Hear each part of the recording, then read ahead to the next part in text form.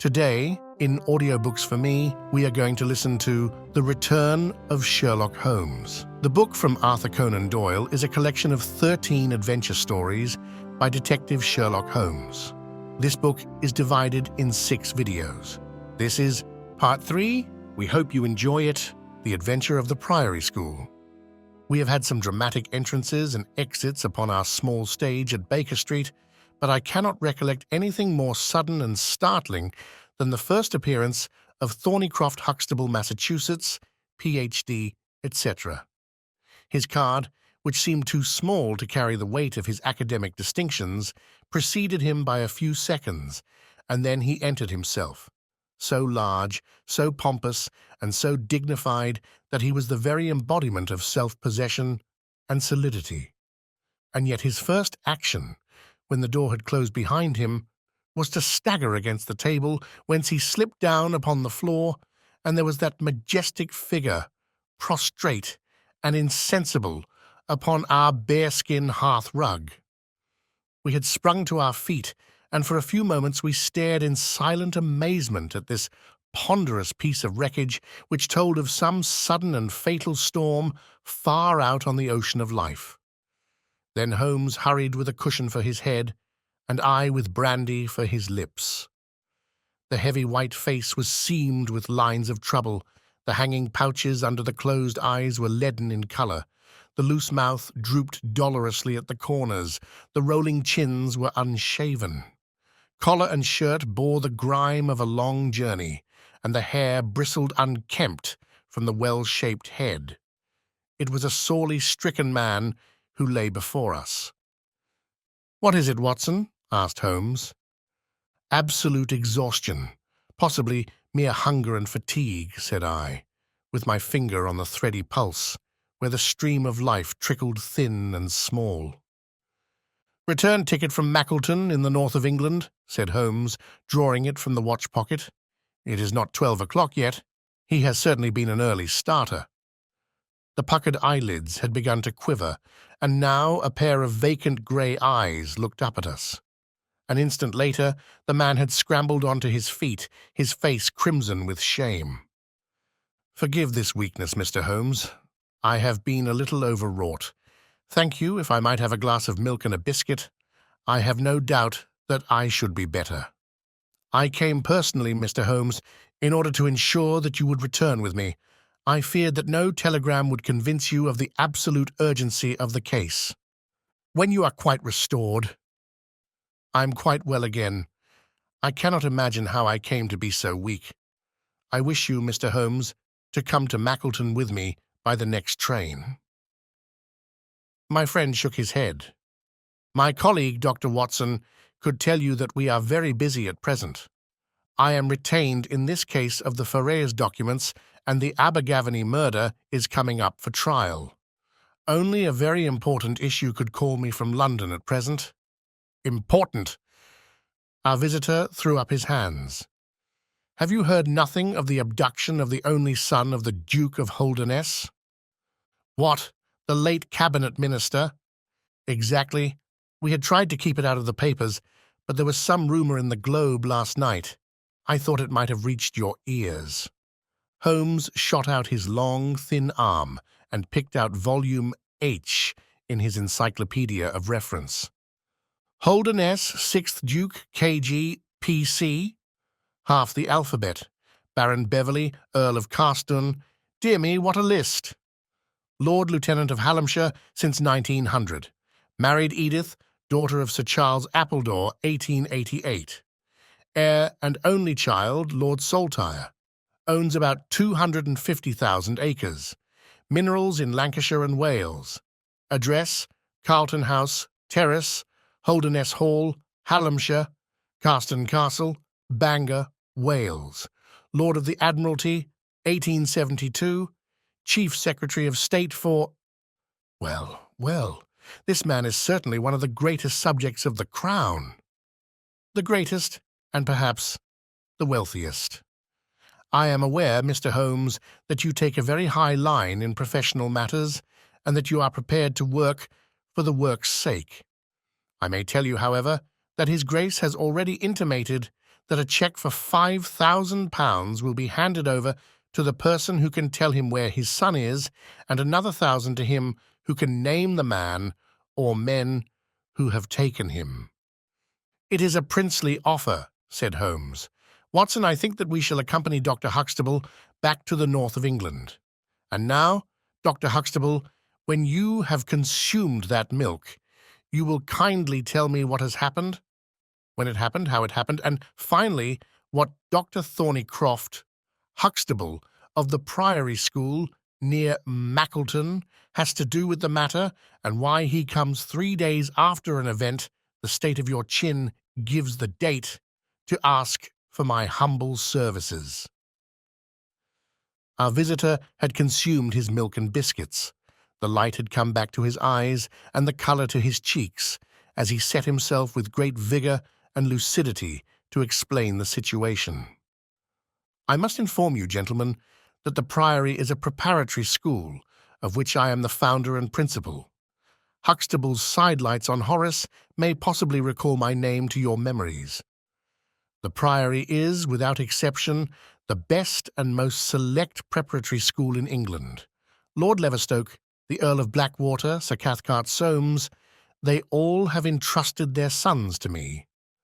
But I felt that my school had reached its zenith when, weeks ago, the Duke of Holderness sent Mr. James Wilder, his secretary, with intimation that young Lord Saltire, 10 years old, his only son and heir, was about to be committed to my charge. Little did I think that this would be the prelude to the most crushing misfortune of my life. On May 1st the boy arrived, that being the beginning of the summer term. He was a charming youth, and he soon fell into our ways. I may tell you, I trust that I am not indiscreet, but half-confidences are absurd in such a case, that he was not entirely happy at home. It is an open secret that the Duke's married life had not been a peaceful one, and the matter had ended in a separation by mutual consent, the Duchess taking up her residence in the south of France. This had occurred very shortly before, and the boy's sympathies are known to have been strongly with his mother. He moped after her departure from Holderness Hall, and it was for this reason that the Duke desired to send him to my establishment. In a fortnight, the boy was quite at home with us, and was apparently absolutely happy. He was last seen on the night of May 13th, that is, the night of last Monday. His room was on the second floor, and was approached through another larger room, in which 2 boys were sleeping. These boys saw and heard nothing, so that it is certain that young Saltire did not pass out that way. His window was open, and there is a stout ivy plant leading to the ground. We could trace no footmarks below, but it is sure that this is the only possible exit. His absence was discovered at 7 o'clock on Tuesday morning. His bed had been slept in. He had dressed himself fully before going off, in his usual school suit of black Eton jacket and dark grey trousers. There were no signs that anyone had entered the room, and it is quite certain that anything in the nature of cries or a struggle would have been heard, since Caunter, the elder boy in the inner room, is a very light sleeper. When Lord Saltire's disappearance was discovered, I at once called a roll of the whole establishment, boys, masters, and servants. It was then that we ascertained that Lord Saltire had not been alone in his flight. Heidegger, the German master, was missing. His room was on the second floor, at the farther end of the building, facing the same way as Lord Saltire's. His bed had also been slept in, but he had apparently gone away partly dressed, since his shirt and socks were lying on the floor. He had undoubtedly let himself down by the ivy, for we could see the marks of his feet where he had landed on the lawn. His bicycle was kept in a small shed beside this lawn, and it also was gone. He had been with me for 2 years and came with the best references, but he was a silent, morose man, not very popular either with masters or boys. No trace could be found of the fugitives, and now on Thursday morning we are as ignorant as we were on Tuesday. Inquiry was, of course, made at once at Holderness Hall. It is only a few miles away, and we imagined that in some sudden attack of homesickness he'd gone back to his father, but nothing had been heard of him. The Duke is greatly agitated, and as to me, you have seen yourselves the state of nervous prostration to which the suspense and the responsibility have reduced me. Mr. Holmes, if ever you put forward your full powers, I implore you to do so now, for never in your life could you have a case which is more worthy of them. Sherlock Holmes had listened with the utmost intentness to the statement of the unhappy schoolmaster. His drawn brows and the deep furrow between them showed that he needed no exhortation to concentrate all his attention upon a problem which, apart from the tremendous interest involved, must appeal so directly to his love of the complex and the unusual. He now drew out his notebook and jotted down 1 or 2 memoranda.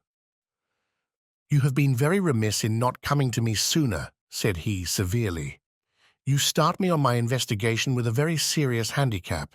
It is inconceivable, for example, that this ivy and this lawn would have yielded nothing to an expert observer.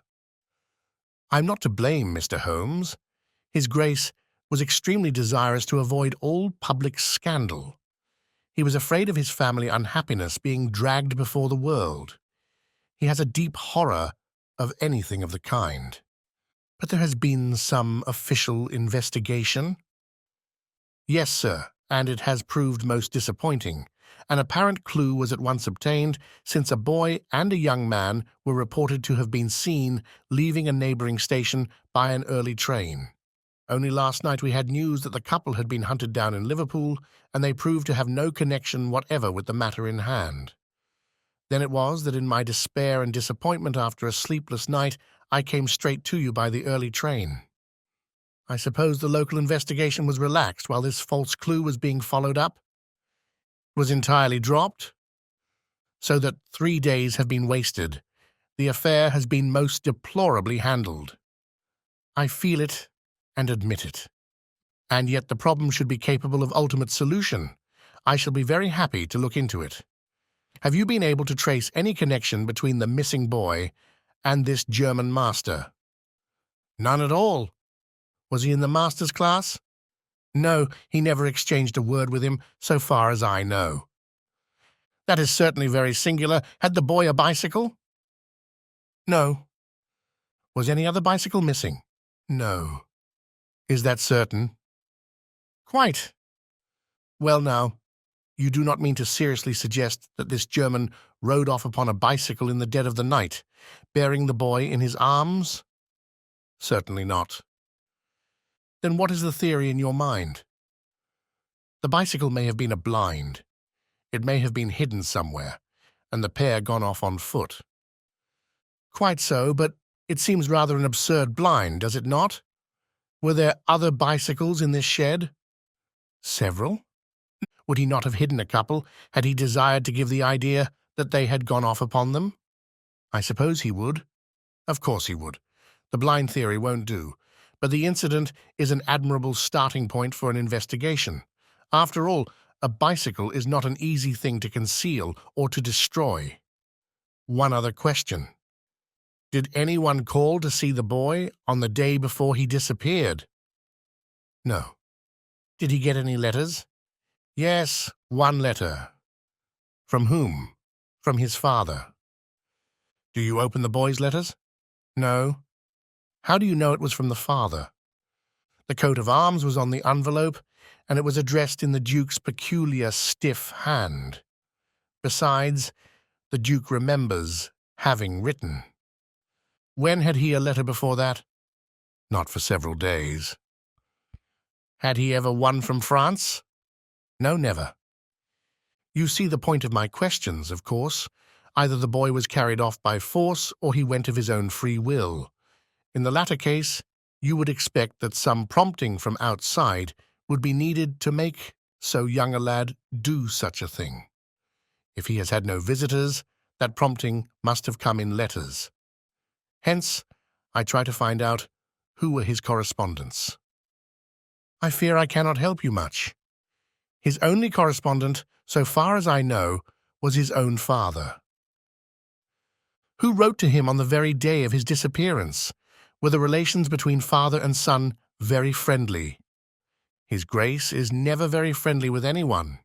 He is completely immersed in large public questions and is rather inaccessible to all ordinary emotions, but he was always kind to the boy in his own way. But the sympathies of the latter were with the mother? Yes. Did he say so? No. The Duke, then? Good heavens, no. Then how could you know? I have had some confidential talks with Mr. James Wilder, His Grace's secretary. It was he who gave me the information about Lord Saltire's feelings. I see. By the way, that last letter of the Duke's, was it found in the boy's room after he was gone? No, he had taken it with him. I think, Mr. Holmes, it is time that we were leaving for Euston. I will order a four-wheeler. In a quarter of an hour, we shall be at your service. If you are telegraphing home, Mr. Huxtable, it would be well to allow the people in your neighbourhood to imagine that the inquiry is still going on in Liverpool, or wherever else that red herring led your pack. In the meantime, I will do a little quiet work at your own doors, and perhaps the scent is not so cold, but that two old hounds like Watson and myself may get a sniff of it. That evening found us in the cold, bracing atmosphere of the Peak Country, in which Dr. Huxtable's famous school is situated. It was already dark when we reached it. A card was lying on the hall table, and the butler whispered something to his master, who turned to us with agitation in every heavy feature. "The Duke is here," said he. "The Duke and Mr. Wilder are in the study. Come, gentlemen, and I will introduce you." I was, of course, familiar with the pictures of the famous statesman, but the man himself was very different from his representation. He was a tall and stately person, scrupulously dressed, with a drawn, thin face and a nose which was grotesquely curved and long. His complexion was of a dead pallor, which was more startling by contrast with a long, dwindling beard of vivid red, which flowed down over his white waistcoat with his watch-chain gleaming through its fringe. Such was the stately presence who looked stonily at us from the centre of Dr. Huxtable's hearthrug. Beside him stood a very young man, whom I understood to be Wilder, the private secretary. He was small, nervous, alert, with intelligent light blue eyes and mobile features.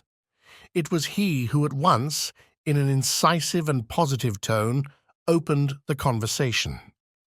"I called this morning, Dr. Huxtable, too late to prevent you from starting for London. I learned that your object was to invite Mr. Sherlock Holmes to undertake the conduct of this case. His Grace is surprised, Dr. Huxtable, that you should have taken such a step without consulting him. When I learned that the police had failed, His Grace is by no means convinced that the police have failed. But surely, Mr. Wilder, you are well aware, Dr. Huxtable, that His Grace is particularly anxious to avoid all public scandal.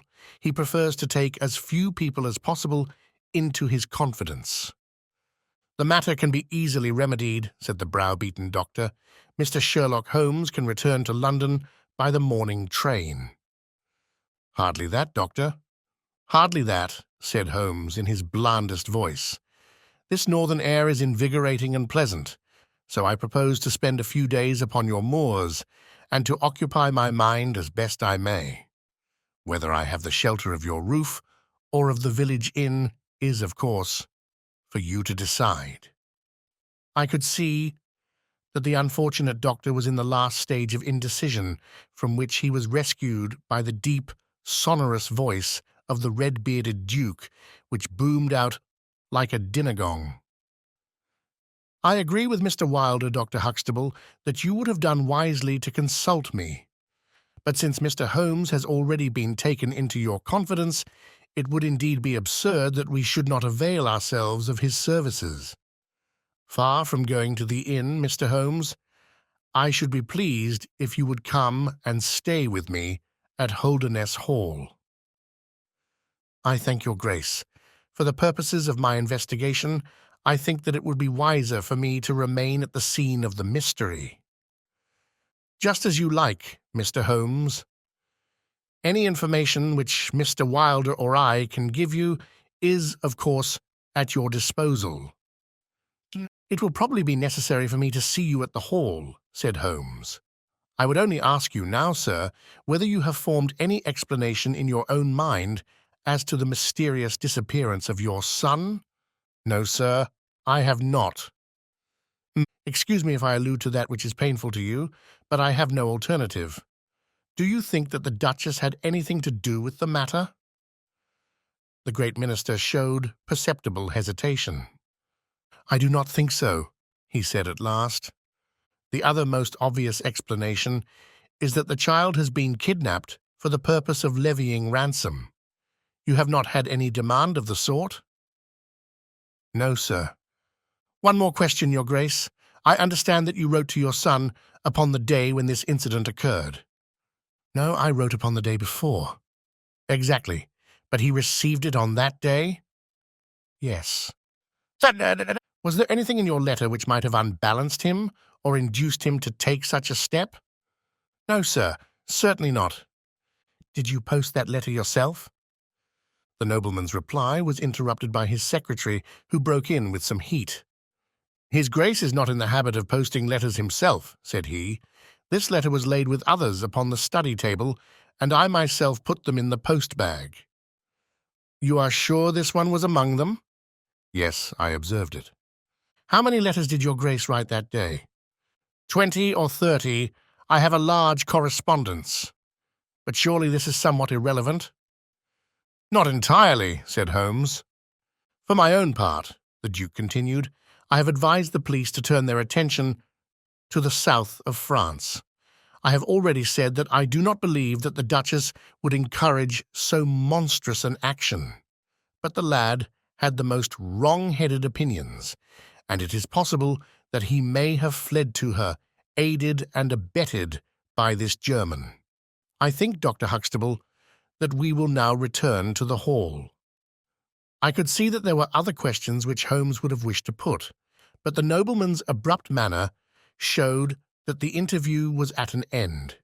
It was evident that to his intensely aristocratic nature, this discussion of his intimate family affairs with a stranger was most abhorrent, and that he feared lest every fresh question would throw a fiercer light into the discreetly shadowed corners of his ducal history.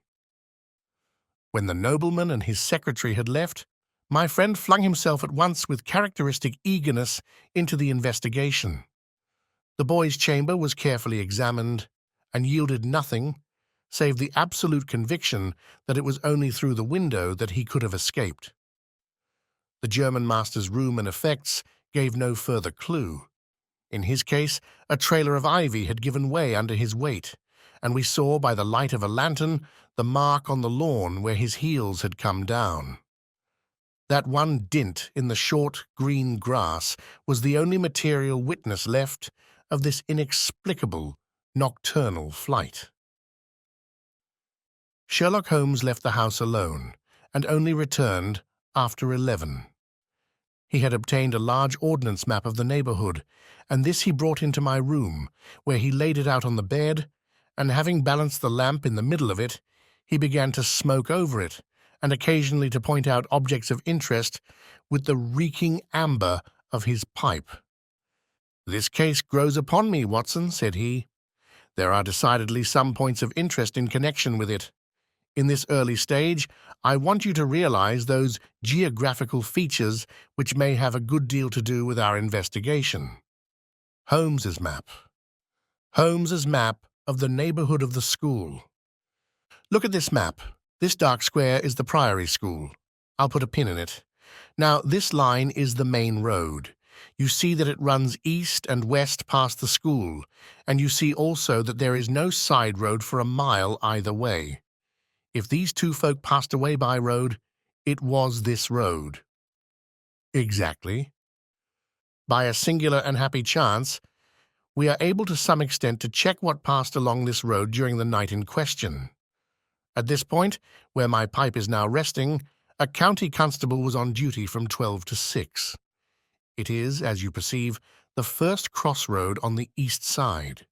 This man declares that he was not absent from his post for an instant, and he is positive that neither boy nor man could have gone that way unseen. I have spoken with this policeman tonight, and he appears to me to be a perfectly reliable person. That blocks this end. We have now to deal with the other. There is an inn here, the Red Bull, the landlady of which was ill. She had sent to Mackleton for a doctor, but he did not arrive until morning, being absent at another case. The people at the inn were alert all night, awaiting his coming, and one or other of them seems to have continually had an eye upon the road. They declare that no one passed. If their evidence is good, then we are fortunate enough to be able to block the west, and also to be able to say that the fugitives did not use the road at all. But the bicycle? I objected. Quite so. We will come to the bicycle presently, to continue our reasoning.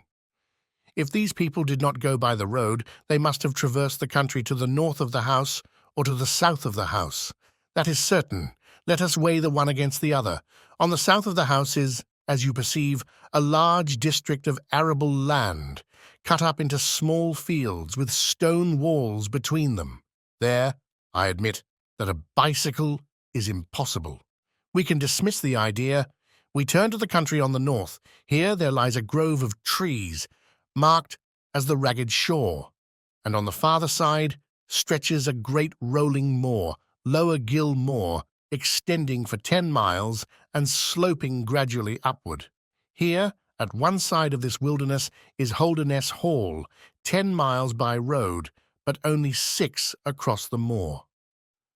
It is a peculiarly desolate plain.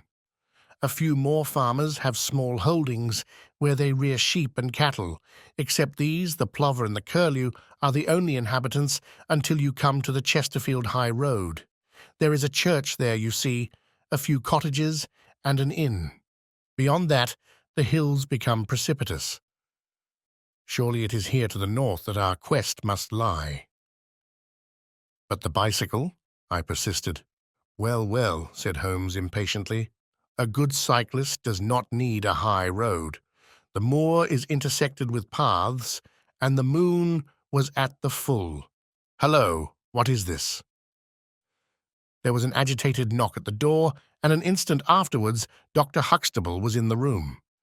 In his hand he held a blue cricket cap with a white chevron on the peak. "At last we have a clue," he cried. "Thank heaven, at last we're on the dear boy's track. It is his cap." "Where was it found?" "In the van of the gypsies who camped on the moor. They left on Tuesday. Today the police traced them down and examined their caravan. This was found." "How do they account for it?" "They shuffled and lied, said that they found it on the moor on Tuesday morning. They know where he is, the rascals. Thank goodness, they are all safe under lock and key. Either the fear of the law or the Duke's purse will certainly get out of them all that they know." "So far, so good," said Holmes, when the doctor had at last left the room. "It at least bears out the theory that it is on the side of the Lower Gill Moor that we must hope for results. The police have really done nothing locally save the arrest of these gypsies. Look here, Watson. There is a watercourse across the moor. You see it marked here in the map. In some parts it widens into a morass. This is particularly so in the region between Holderness Hall and the school. It is vain to look elsewhere for tracks in this dry weather, but at that point there is certainly a chance of some record being left. I will call you early tomorrow morning, and you and I will try if we can throw some little light upon the mystery." The day was just breaking when I woke to find the long, thin form of Holmes by my bedside. He was fully dressed and had apparently already been out. "I have done the lawn and the bicycle shed," said he. "I have also had a rumble through the Ragged Shore. Now, Watson, there is cocoa ready in the next room. I must beg you to hurry, for we have a great day before us." His eyes shone, and his cheek was flushed with the exhilaration of the master workman who sees his work lie ready before him. A very different Holmes, this active, alert man, from the introspective and pallid dreamer of Baker Street. I felt, as I looked upon that supple figure, alive with nervous energy, that it was indeed a strenuous day that awaited us, and yet it opened in the blackest disappointment. With high hopes, we struck across the peaty russet moor, intersected with 1,000 sheep paths, until we came to the broad, light green belt which marked the morass between us and Holderness. Certainly if the lad had gone homeward, he must have passed this, and he could not pass it without leaving his traces. But no sign of him or the German could be seen. With a darkening face, my friend strode along the margin, eagerly observant of every muddy stain upon the mossy surface. Sheep marks there were in profusion, and at one place, some miles down, cows had left their tracks. Nothing more. "Check number 1, said Holmes, looking gloomily over the rolling expanse of the moor. "There is another morass down yonder, and a narrow neck between. Hallo, hallo, hallo, what have we here?" We had come on a small, black ribbon of pathway. In the middle of it, clearly marked on the sodden soil, was the track of a bicycle. "Hurrah!" I cried. "We have it!" But Holmes was shaking his head, and his face was puzzled and expectant rather than joyous. "A bicycle, certainly, but not the bicycle," said he. "I am familiar with 42 different impressions left by tires. This, as you perceive, is a Dunlop, with a patch upon the outer cover. Heidegger's tires were Palmer's, leaving longitudinal stripes. Aveling, the mathematical master, was sure upon the point.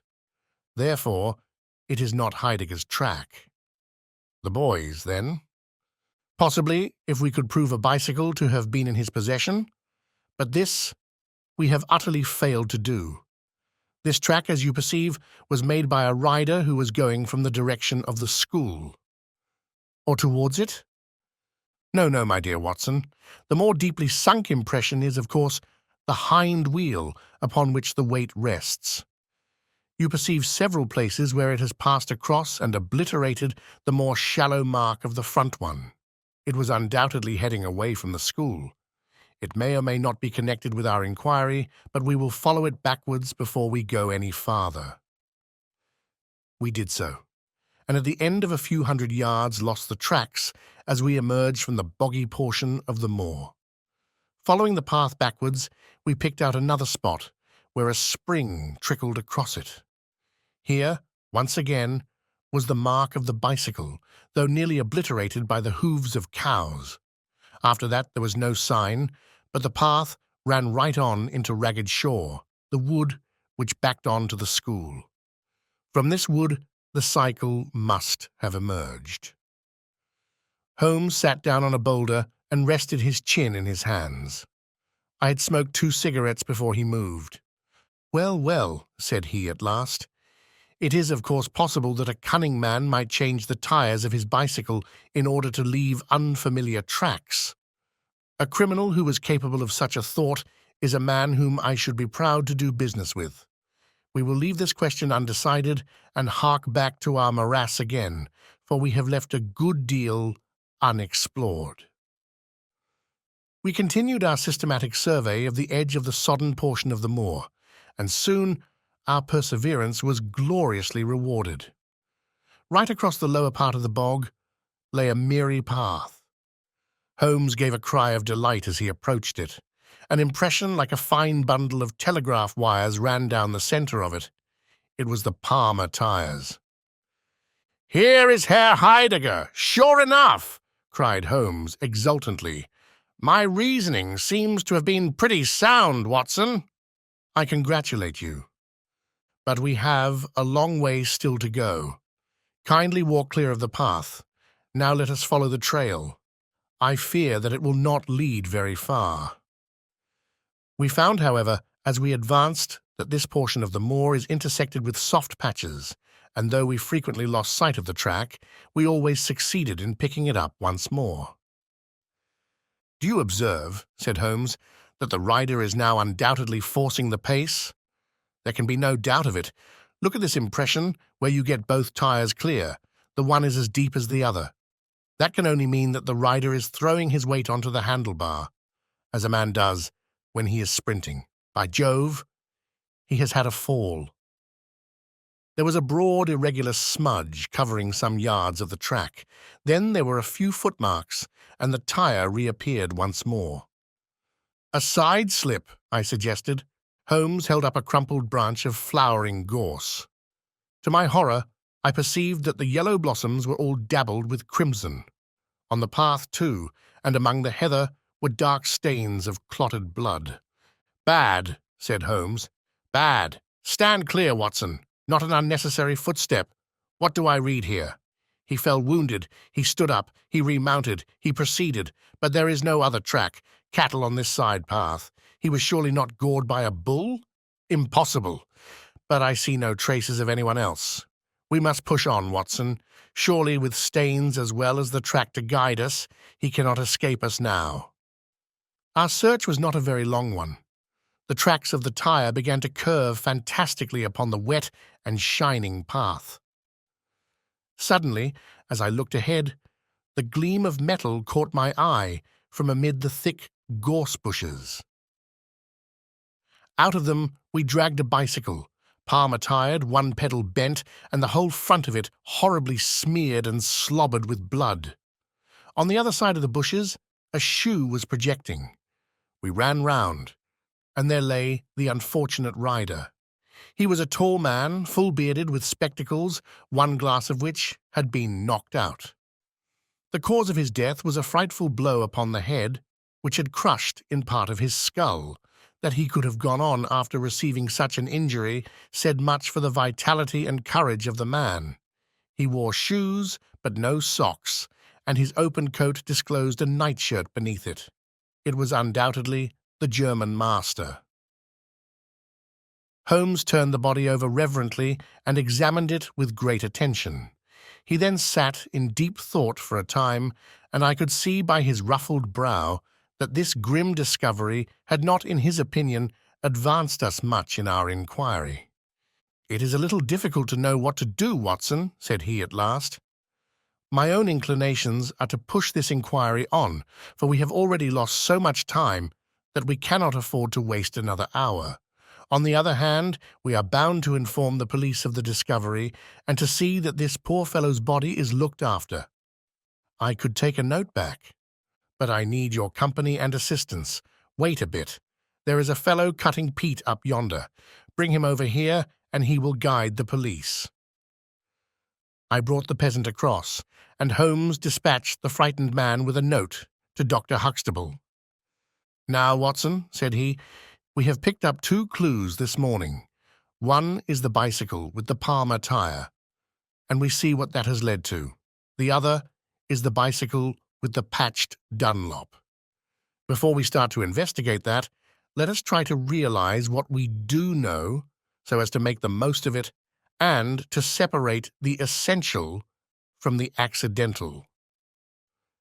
First of all, I wish to impress upon you that the boy certainly left of his own free will. He got down from his window and he went off, either alone or with someone. That is sure." I assented. "Well, now let us turn to this unfortunate German master. The boy was fully dressed when he fled.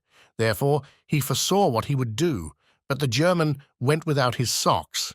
He certainly acted on very short notice." "Undoubtedly. Why did he go? Because from his bedroom window he saw the flight of the boy, because he wished to overtake him and bring him back. He seized his bicycle, pursued the lad, and in pursuing him, met his death." "So it would seem. Now I come to the critical part of my argument. The natural action of a man in pursuing a little boy would be to run after him. He would know that he could overtake him, but the German does not do so. He turns to his bicycle. I am told that he was an excellent cyclist. He would not do this if he did not see that the boy had some swift means of escape. The other bicycle. Let us continue our reconstruction. He meets his death 5 miles from the school, not by a bullet, mark you, which even a lad might conceivably discharge, but by a savage blow dealt by a vigorous arm. The lad then had a companion in his flight, and the flight was a swift one, since it took 5 miles before an expert cyclist could overtake them. Yet we survey the ground round the scene of the tragedy. What do we find? A few cattle tracks, nothing more. I took a wide sweep round, and there is no path within 50 yards. Another cyclist could have had nothing to do with the actual murder, nor were there any human footmarks. "Holmes," I cried, "this is impossible." "Admirable," he said. "A most illuminating remark. It is impossible as I state it, and therefore I must in some respect have stated it wrong. Yet you saw for yourself. Can you suggest any fallacy? He could not have fractured his skull in a fall? In a morass, Watson? I am at my wit's end." "Tut, tut, we have solved some worse problems. At least we have plenty of material if we can only use it. Come, then, and having exhausted the Palmer, let us see what the Dunlop with the patched cover has to offer us." We picked up the track and followed it onward for some distance, but soon the moor rose into a long, heather-tufted curve, and we left the watercourse behind us. No further help from tracks could be hoped for.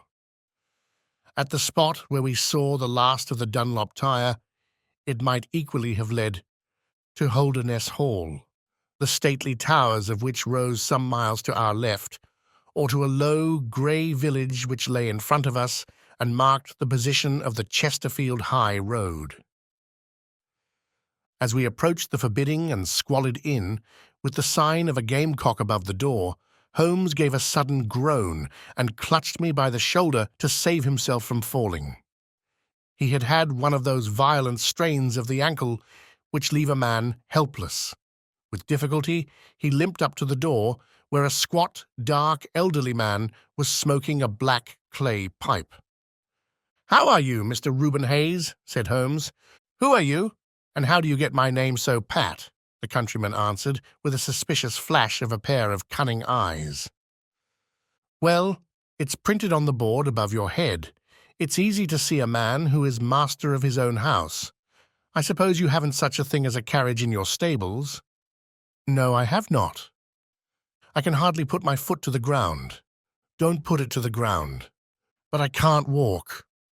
"Well, then hop." Mr. Reuben Hayes's manner was far from gracious, but Holmes took it with admirable good humour. "Look here, my man," said he, "this is really rather an awkward fix for me. I don't mind how I get on." "Neither do I," said the morose landlord. "The matter is very important. I would offer you a sovereign for the use of a bicycle." The landlord pricked up his ears. "Where do you want to go?" "To Holderness Hall." "Pals of the Duke, I suppose," said the landlord, surveying our mud-stained garments with ironical eyes. Holmes laughed good-naturedly. "He'll be glad to see us anyhow." "Why?" "Because we bring him news of his lost son." The landlord gave a very visible start. "What, you're on his track?" "He has been heard of in Liverpool. They expect to get him every hour." Again a swift change passed over the heavy, unshaven face. His manner was suddenly genial. "I've less reason to wish the Duke well than most men," said he, "for I was head coachman once, and cruel bad he treated me. It was him that sacked me without a character on the word of a lying corn chandler. But I'm glad to hear that the young lord was heard of in Liverpool, and I'll help you to take the news to the Hall." "Thank you," said Holmes. "We'll have some food first, then you can bring round the bicycle." "I haven't got a bicycle." Holmes held up a sovereign. "I tell you, man, that I haven't got one. I'll let you have 2 horses as far as the Hall." "Well, well," said Holmes, "we'll talk about it when we've had something to eat." When we were left alone in the stone-flagged kitchen, it was astonishing how rapidly that sprained ankle recovered. It was nearly nightfall, and we had eaten nothing since early morning, so that we spent some time over our meal. Holmes was lost in thought, and once or twice he walked over to the window and stared earnestly out. It opened onto a squalid courtyard. In the far corner was a smithy where a grimy lad was at work. On the other side were the stables. Holmes had sat down again after one of these excursions when he suddenly sprang out of his chair with a loud exclamation. "By heaven, Watson, I believe that I've got it!" he cried. Yes, it must be so. Watson, do you remember seeing any cow tracks today?" "Yes, several." "Where?" "Well, everywhere. They were at the morass, and again on the path, and again near where poor Heidegger met his death." "Exactly. Well now, Watson, how many cows did you see on the moor?" "I don't remember seeing any." "Strange, Watson, that we should see tracks all along our line, but never a cow on the whole moor." "Very strange, Watson, eh?" "Yes, it is strange." "Now, Watson, make an effort. Throw your mind back. Can you see those tracks upon the path?" "Yes, I can." "Can you recall that the tracks were sometimes like that, Watson?" He arranged a number of breadcrumbs in this fashion. "And sometimes like this, and occasionally like this. Can you remember that?"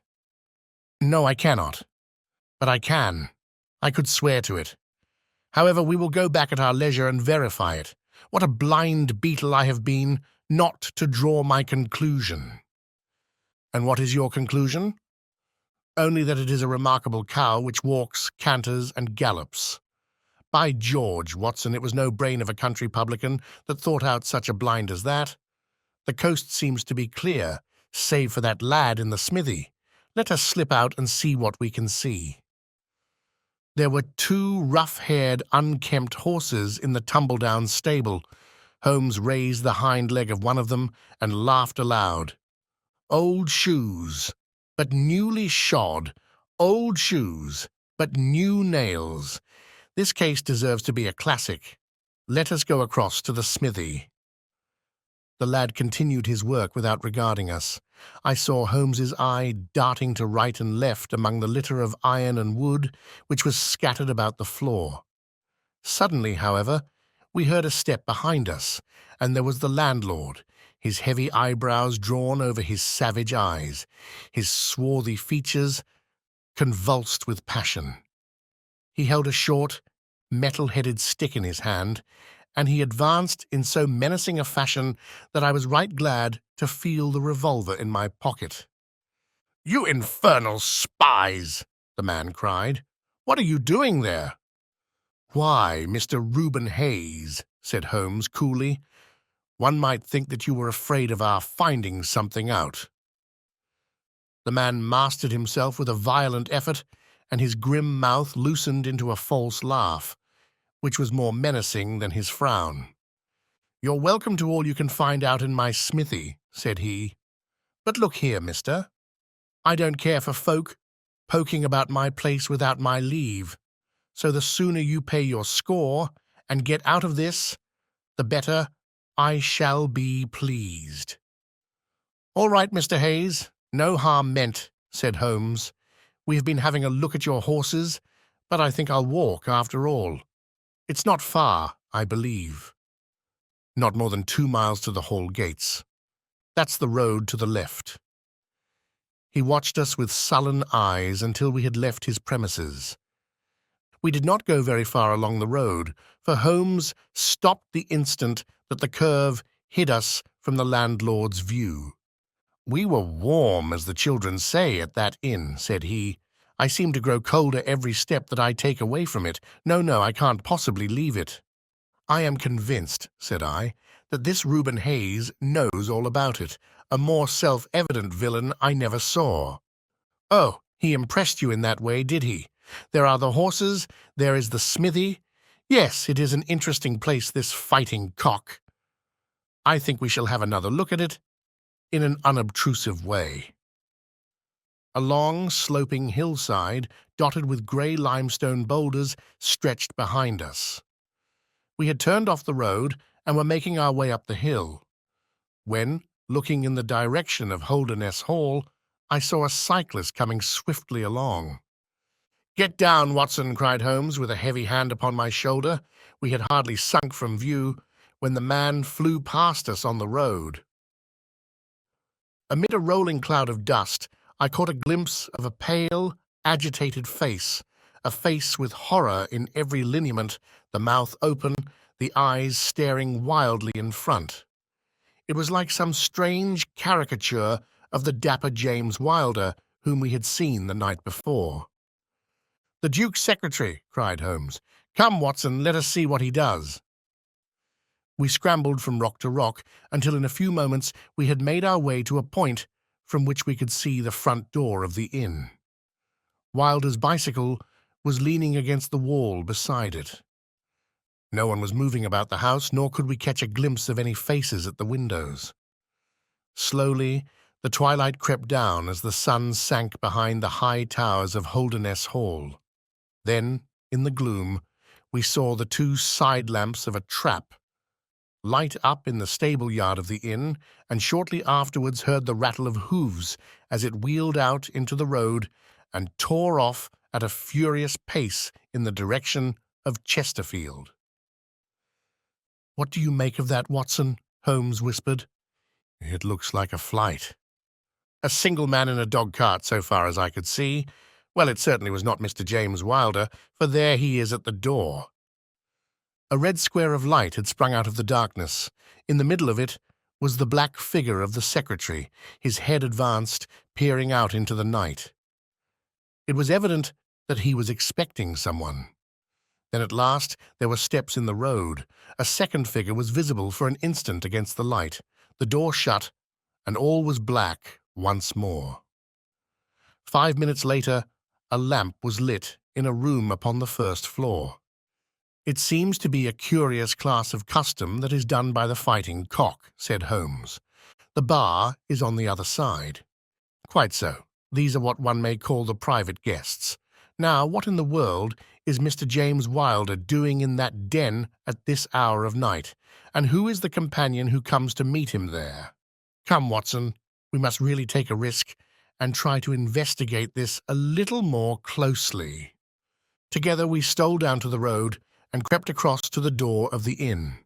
The bicycle still leaned against the wall. Holmes struck a match and held it to the back wheel, and I heard him chuckle as the light fell upon a patched Dunlop tire. Up above us was the lighted window. "I must have a peep through that, Watson. If you bend your back and support yourself upon the wall, I think that I can manage." An instant later, his feet were on my shoulders, but he was hardly up before he was down again. "Come, my friend," said he, "our day's work has been quite long enough. I think that we have gathered all that we can. It's a long walk to the school, and the sooner we get started, the better." He hardly opened his lips during that weary trudge across the moor, nor would he enter the school when he reached it, but went on to Mackleton Station, whence he could send some telegrams. Late at night, I heard him consoling Dr. Huxtable, prostrated by the tragedy of his master's death, and later still he entered my room as alert and vigorous as he had been when he started in the morning. "All goes well, my friend," said he. "I promise that before tomorrow evening we shall have reached the solution of the mystery." At 11 o'clock next morning, my friend and I were walking up the famous yew avenue of Holderness Hall. We were ushered through the magnificent Elizabethan doorway and into his Grace's study. There we found Mr. James Wilder, demure and courtly, but with some trace of that wild terror of the night before, still lurking in his furtive eyes and in his twitching features. "You have come to see his Grace? I am sorry, but the fact is that the Duke is far from well. He has been very much upset by the tragic news. We received a telegram from Dr. Huxtable yesterday afternoon, which told us of your discovery. I must see the Duke, Mr. Wilder." "But he is in his room." "Then I must go to his room." "I believe he is in his bed." "I will see him there." Holmes's cold and inexorable manner showed the secretary that it was useless to argue with him. "Very good, Mr. Holmes. I will tell him that you are here." After an hour's delay, the great nobleman appeared. His face was more cadaverous than ever, his shoulders had rounded, and he seemed to me to be an altogether older man than he had been the morning before. He greeted us with a stately courtesy and seated himself at his desk, his red beard streaming down on the table. "Well, Mr. Holmes," said he, but my friend's eyes were fixed upon the secretary, who stood by his master's chair. "I think, Your Grace, that I could speak more freely in Mr. Wilder's absence." The man turned a shade paler and cast a malignant glance at Holmes. "If Your Grace wishes—" Yes, you had better go. Now, Mr. Holmes, what have you to say?" My friend waited until the door had closed behind the retreating secretary. "The fact is, Your Grace," said he, "that my colleague, Dr. Watson, and myself had an assurance from Dr. Huxtable that a reward had been offered in this case. I should like to have this confirmed from your own lips." "Certainly, Mr. Holmes." "It amounted, if I am correctly informed, to £5,000 to anyone who will tell you where your son is?" "Exactly." "And another 1,000 to the man who will name the person or persons who keep him in custody?" "Exactly." "Under the latter heading is included, no doubt, not only those who may have taken him away, but also those who conspire to keep him in his present position?" Yes, cried the Duke impatiently.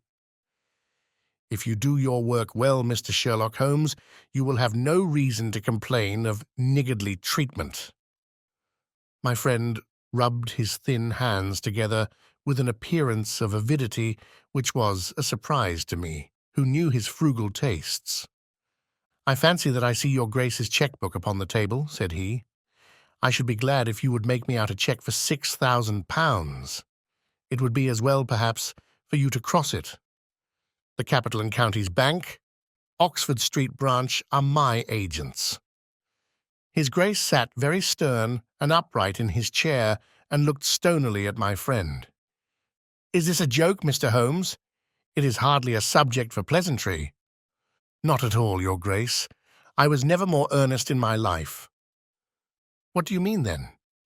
"I mean that I have earned the reward. I know where your son is, and I know some, at least, of those who are holding him." The Duke's beard had turned more aggressively red than ever against his ghastly white face. "Where is he?" he gasped. "He is, or was last night, at the Fighting Cock Inn, about 2 miles from your park gate." The Duke fell back in his chair. "And whom do you accuse?" Sherlock Holmes's answer was an astounding one. He stepped swiftly forward and touched the Duke upon the shoulder. "I accuse you," said he, "and now, Your Grace, I'll trouble you for that cheque." Never shall I forget the Duke's appearance as he sprang up and clawed with his hands like one who is sinking into an abyss. Then, with an extraordinary effort of aristocratic self-command, he sat down and sank his face in his hands. It was some minutes before he spoke. "How much do you know?" he asked at last, without raising his head. "I saw you together last night." "Does anyone else beside your friend know?" "I have spoken to no one." The Duke took a pen in his quivering fingers and opened his cheque-book. "I shall be as good as my word, Mr. Holmes. I am about to write your cheque, however unwelcome the information which you have gained may be to me. When the offer was first made, I little thought the turn which events might take. But you and your friend are men of discretion, Mr. Holmes." "I hardly understand, Your Grace." "I must put it plainly, Mr. Holmes. If only you two know of this incident, there is no reason why it should go any farther. I think £12,000 is the sum that I owe you, is it not?" But Holmes smiled and shook his head. "I fear, Your Grace, that matters can hardly be arranged so easily.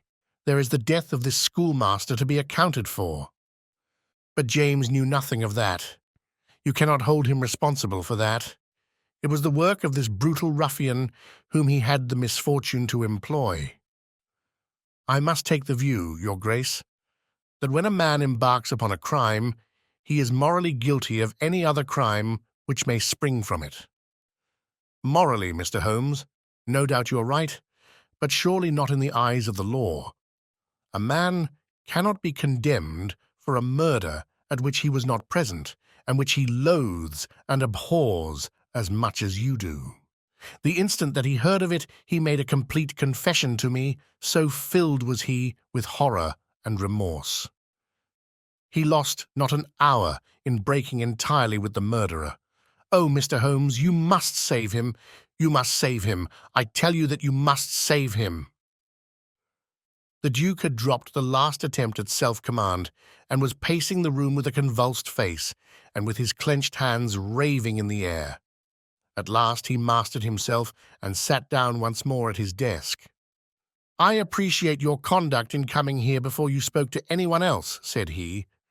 "At least we may take counsel how far we can minimize this hideous scandal." "Exactly," said Holmes. "I think, Your Grace, that this can only be done by absolute frankness between us. I'm disposed to help Your Grace to the best of my ability, but in order to do so, I must understand to the last detail how the matter stands. I realize that your words applied to Mr. James Wilder, and that he is not the murderer." "No, the murderer has escaped." Sherlock Holmes smiled demurely. "Your Grace can hardly have heard of any small reputation which I possess, or you would not imagine that it is so easy to escape me. Mr. Reuben Hayes was arrested at Chesterfield on my information at 11 o'clock last night. I had a telegram from the head of the local police before I left the school this morning." The Duke leaned back in his chair and stared with amazement at my friend. "You seem to have powers that are hardly human," said he. "So Reuben Hayes is taken? I am right glad to hear it, if it will not react upon the fate of James." "Your secretary?" "No, sir, my son." It was Holmes's turn to look astonished. "I confess that this is entirely new to me, Your Grace. I must beg you to be more explicit." "I will conceal nothing from you.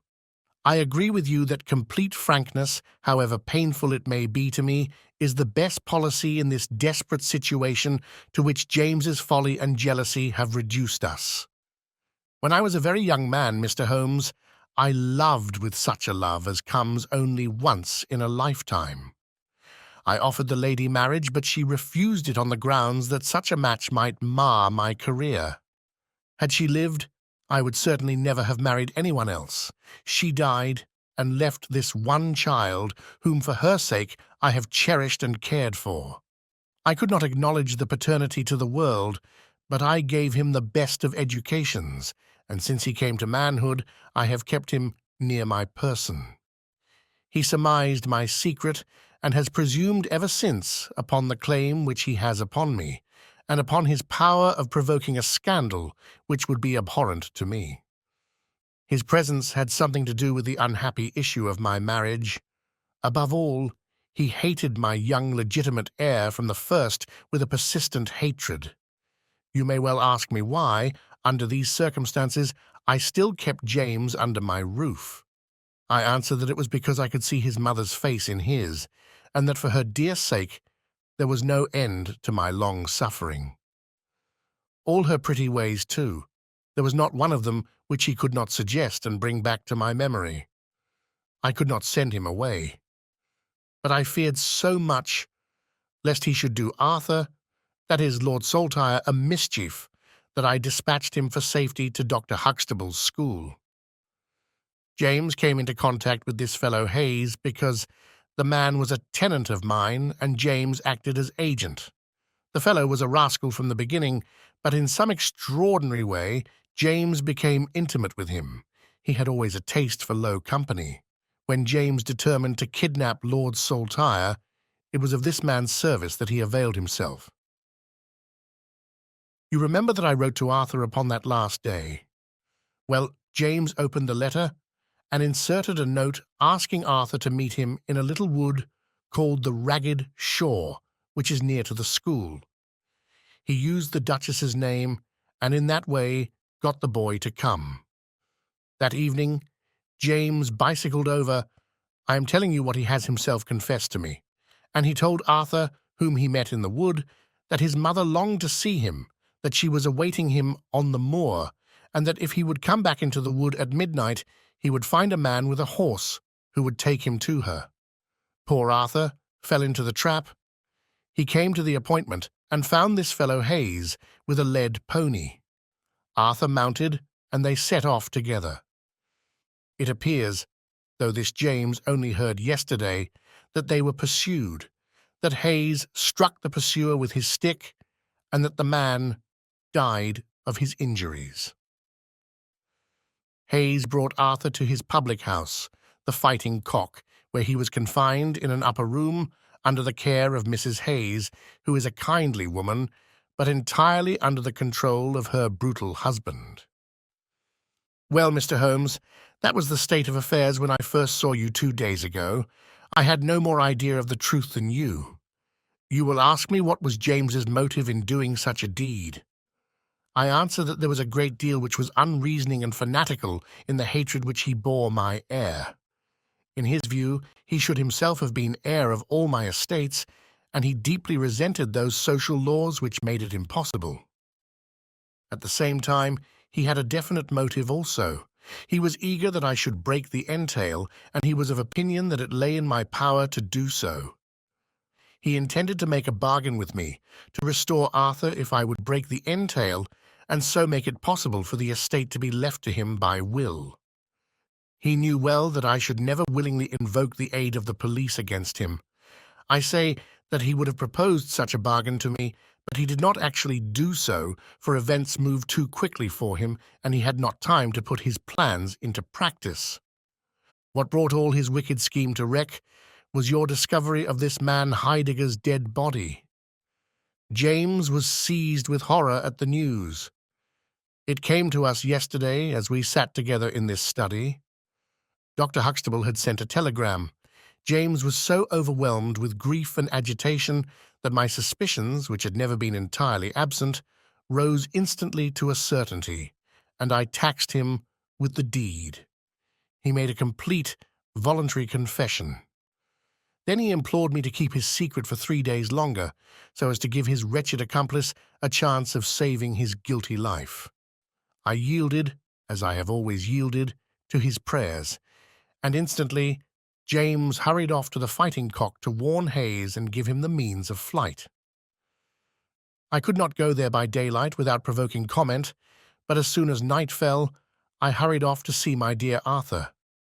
I found him safe and well, but horrified beyond expression by the dreadful deed he had witnessed. In deference to my promise, and much against my will, I consented to leave him there for 3 days, under the charge of Mrs. Hayes, since it was evident that it was impossible to inform the police where he was without telling them also who was the murderer, and I could not see how that murderer could be punished without ruin to my unfortunate James. You asked for frankness, Mr. Holmes, and I have taken you at your word, for I have now told you everything without an attempt at circumlocution or concealment. Do you in turn be as frank with me? I will, said Holmes. In the first place, Your Grace, I am bound to tell you that you have placed yourself in a most serious position in the eyes of the law. You have condoned a felony, and you have aided the escape of a murderer, for I cannot doubt that any money which was taken by James Wilder to aid his accomplice in his flight came from Your Grace's purse. The Duke bowed his assent. This is indeed a most serious matter. Even more culpable, in my opinion, Your Grace, is your attitude towards your younger son. You leave him in this den for 3 days. Under solemn promises. What are promises to such people as these? You have no guarantee that he will not be spirited away again. To humour your guilty elder son, you have exposed your innocent younger son to imminent and unnecessary danger. It was a most unjustifiable action. The proud Lord of Holderness was not accustomed to be so rated in his own ducal hall. The blood flushed into his high forehead, but his conscience held him dumb. "I will help you, but on one condition only. It is that you ring for the footman and let me give such orders as I like." Without a word, the Duke pressed the electric bell. A servant entered. "You will be glad to hear," said Holmes, "that your young master is found. It is the Duke's desire that the carriage shall go at once to the Fighting Cock Inn to bring Lord Saltire home." "Now," said Holmes, when the rejoicing lackey had disappeared, "having secured the future, we can afford to be more lenient with the past. I am not in an official position, and there is no reason, so long as the ends of justice are served, why I should disclose all that I know. As to Hayes, I say nothing. The gallows awaits him, and I would do nothing to save him from it. What he will divulge I cannot tell, but I have no doubt that your Grace could make him understand that it is to his interest to be silent. From the police point of view, he will have kidnapped the boy for the purpose of ransom. If they do not themselves find it out, I see no reason why I should prompt them to take a broader point of view. I would warn your Grace, however, that the continued presence of Mr. James Wilder in your household can only lead to misfortune. I understand that, Mr. Holmes, and it is already settled that he shall leave me forever and go to seek his fortune in Australia. In that case, your Grace, since you have yourself stated that any unhappiness in your married life was caused by his presence, I would suggest that you make such amends as you can to the Duchess, and that you try to resume those relations which have been so unhappily interrupted. That also I've arranged, Mr. Holmes. I wrote to the Duchess this morning." "In that case," said Holmes, rising, "I think that my friend and I can congratulate ourselves upon several most happy results from our little visit to the north. There is one other small point upon which I desire some light. This fellow Hayes had shod his horses with shoes which counterfeited the tracks of cows. Was it from Mr. Wilder that he learned so extraordinary a device?" The Duke stood in thought for a moment, with a look of intense surprise on his face. Then he opened a door and showed us into a large room, furnished as a museum. He led the way to a glass case in a corner and pointed to the inscription. "These shoes," it ran, "were dug up in the moat of Holderness Hall. They are for the use of horses, but they are shaped below with a cloven foot of iron so as to throw pursuers off the track. They are supposed to have belonged to some of the marauding barons of Holderness in the Middle Ages." Holmes opened the case, and moistening his finger, he passed it along the shoe. A thin film of recent mud was left upon his skin. "Thank you," said he as he replaced the glass. "It is the second most interesting object that I have seen in the north." "And the first?" Holmes folded up his cheque and placed it carefully in his notebook. "I am a poor man," said he, as he patted it affectionately and thrust it into the depths of his inner pocket. "The Adventure of Black Peter. I have never known my friend to be in better form, both mental and physical, than in the year 95. His increasing fame had brought with it an immense practice, and I should be guilty of an indiscretion if I were even to hint at the identity of some of the illustrious clients who crossed our humble threshold in Baker Street." Holmes, however, like all great artists, lived for his art's sake, and, save in the case of the Duke of Holderness, I have seldom known him claim any large reward for his inestimable services. So unworldly was he, or so capricious, that he frequently refused his help to the powerful and wealthy where the problem made no appeal to his sympathies, while he would devote weeks of most intense application to the affairs of some humble client whose case presented those strange and dramatic qualities which appealed to his imagination and challenged his ingenuity. In this memorable year 95, a curious and incongruous succession of cases had engaged his attention, ranging from his famous investigation of the sudden death of Cardinal Tosca, an inquiry which was carried out by him at the express desire of His Holiness the Pope, down to his arrest of Wilson, the notorious canary trainer, which removed a plague spot from the East End of London.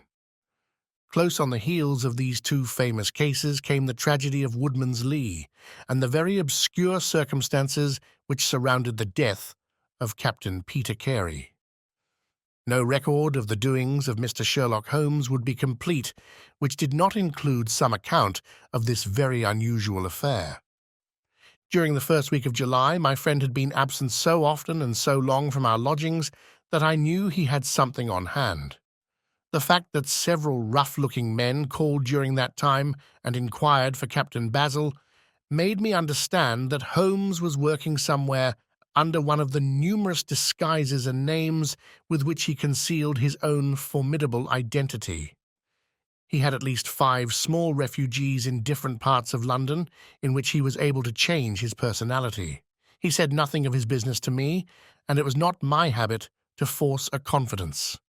The first positive sign which he gave me of the direction which his investigation was taking was an extraordinary one. He had gone out before breakfast, and I had sat down to mine when he strode into the room, his hat upon his head, and a huge barbed-headed spear tucked like an umbrella under his arm. "Good gracious, Holmes," I cried. "You don't mean to say that you have been walking about London with that thing?" "I drove to the butcher's and back." "The butcher's?" "And I return with an excellent appetite. There can be no question, my dear Watson, of the value of exercise before breakfast, but I am prepared to bet that you will not guess the form that my exercise has taken." "I will not attempt it." He chuckled as he poured out the coffee. "If you could have looked into Allardyce's back shop, you would have seen a dead pig swung from a hook in the ceiling and a gentleman in his shirt-sleeves furiously stabbing at it with this weapon.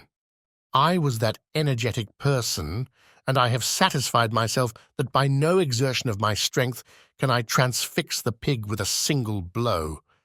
Perhaps you would care to try." "Not for worlds. But why were you doing this?"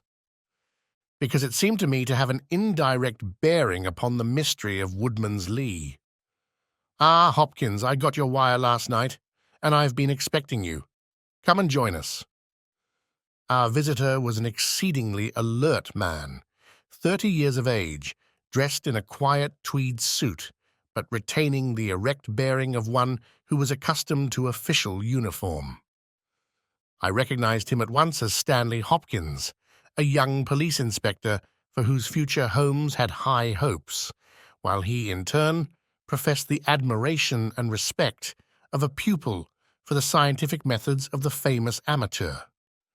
Hopkins's brow was clouded, and he sat down with an air of deep dejection. "No, thank you, sir. I breakfasted before I came round. I spent the night in town, for I came up yesterday to report." "And what had you to report?" "Failure, sir, absolute failure." "You have made no progress?" "None." "Dear me. I must have a look at the matter." "I wish to heavens that you would, Mr. Holmes. It's my first big chance, and I am at my wit's end. For goodness' sake, come down and lend me a hand." Well, it just happens that I've already read all the available evidence, including the report of the inquest, with some care. By the way, what do you make of that tobacco pouch found on the scene of the crime? Is there no clue there?" Hopkins looked surprised. "It was the man's own pouch, sir. His initials were inside it, and it was of sealskin, and he was an old sealer." "But he had no pipe?" "No, sir. We could find no pipe. Indeed, he smoked very little, and yet he might have kept some tobacco for his friends." "No doubt. I only mention it because, if I had been handling the case, I should have been inclined to make that the starting point of my investigation. However, my friend Dr. Watson knows nothing of this matter, and I should be none the worse for hearing the sequence of events once more. Just give us some short sketches of the essentials." Stanley Hopkins drew a slip of paper from his pocket. "I have a few dates here which will give you the career of the dead man, Captain Peter Carey. He was born in 45, 50 years of age. He was a most daring and successful seal and whale fisher. In 1883, he commanded the steam sealer Sea Unicorn of Dundee. He had then had several successful voyages in succession, and in the following year, 1884, he retired. After that, he travelled for some years, and finally he bought a small place called Woodman's Lee, near Forest Row, in Sussex. There he has lived for 6 years, and there he died just a week ago today." There were some most singular points about the man. In ordinary life he was a strict Puritan, a silent, gloomy fellow. His household consisted of his wife, his daughter, aged 20, and 2 female servants. These last were continually changing, for it was never a very cheery situation, and sometimes it became past all bearing. The man was an intermittent drunkard, and when he had the fit on him, he was a perfect fiend. He has been known to drive his wife and daughter out of doors in the middle of the night and flog them through the park until the whole village outside the gates was aroused by their screams. He was summoned once for a savage assault upon the old vicar, who had called upon him to remonstrate with him upon his conduct. In short, Mr. Holmes, you would go far before you found a more dangerous man than Peter Carey, and I have heard that he bore the same character when he commanded his ship. He was known in the trade as Black Peter, and the name was given him not only on account of his swarthy features and the colour of his huge beard, but for the humours which were the terror of all around him. I need not say that he was loathed and avoided by every one of his neighbours, and that I have not heard one single word of sorrow about his terrible end. You must have read in the account of the inquest about the man's cabin, Mr. Holmes, but perhaps your friend here has not heard of it. He had built himself a wooden outhouse, he always called it the cabin, a few hundred yards from his house, and it was here that he slept every night. It was a little, single-roomed hut, 16 feet by 10. He kept the key in his pocket, made his own bed, cleaned it himself, and allowed no other foot to cross the threshold. There are small windows on each side, which were covered by curtains and never opened. One of these windows was turned towards the high road, and when the light burned in it at night, the folk used to point it out to each other and wonder what Black Peter was doing in there. That's the window, Mr. Holmes, which gave us one of the few bits of positive evidence that came out at the inquest. You remember that a stonemason named Slater, walking from Forest Row about 1 o'clock in the morning, 2 days before the murder, stopped as he passed the grounds and looked at the square of light still shining among the trees. He swears that the shadow of a man's head turned sideways was clearly visible on the blind, and that this shadow was certainly not that of Peter Carey, whom he knew well. It was that of a bearded man, but the beard was short and bristled forward in a way very different from that of the captain. So he says, but he had been 2 hours in the public house, and it is some distance from the road to the window. Besides, this refers to the Monday, and the crime was done upon the Wednesday. On the Tuesday, Peter Carey was in one of his blackest moods, flushed with drink and as savage as a dangerous wild beast. He roamed about the house, and the women ran for it when they heard him coming. Late in the evening, he went down to his own hut. About 2 o'clock the following morning, his daughter, who slept with her window open, heard a most fearful yell from that direction. But it was no unusual thing for him to bawl and shout when he was in drink, so no notice was taken. On rising at 7, one of the maids noticed that the door of the hut was open, but so great was the terror which the man caused that it was midday before anyone would venture down to see what had become of him. Peeping into the open door, they saw a sight which sent them flying, with white faces, into the village. Within an hour, I was on the spot and had taken over the case. Well, I have fairly steady nerves, as you know, Mr. Holmes, but I give you my word that I got a shake when I put my head into that little house. It was droning like a harmonium with the flies and bluebottles, and the floor and walls were like a slaughterhouse. He had called it a cabin, and a cabin it was, sure enough, for you would have thought that you were in a ship. There was a bunk at one end, a sea chest, maps and charts, a picture of the sea unicorn, a line of logbooks on a shelf, all exactly as one would expect to find it in a captain's room. And there, in the middle of it, was the man himself, his face twisted like a lost soul in torment, and his great brindled beard stuck upward in his agony.